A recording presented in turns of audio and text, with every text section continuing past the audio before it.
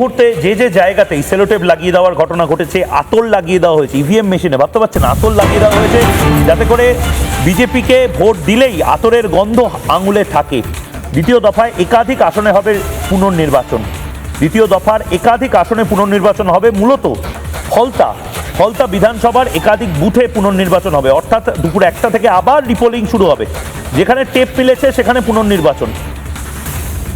দ্বিতীয় দফার একাধিক আসনে পুনর্নির্বাচনের নির্দেশ দিল ইলেকশন কমিশন। আমরা সকালবেলা দেখেছি কিভাবে টেপ লাগিয়ে দেওয়া হয়েছে, ইভিএমগুলোকে ট্যাম্পার করা হয়েছে, বিকৃত করা হয়েছে ইভিএমগুলোকে। মনোজ আগরওয়াল মুখ্য নির্বাচনী আধিকারিক কি বলেছেন একবার শুনবো।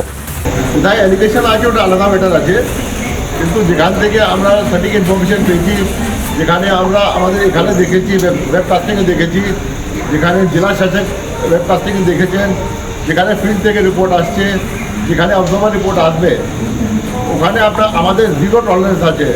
আমরা আগাম বললাম, আর এখন আগে এর জায়গা যেখানে পাওয়া গেছে, যেখানে পাওয়া যাবে সব জায়গায় রিপোর্ট।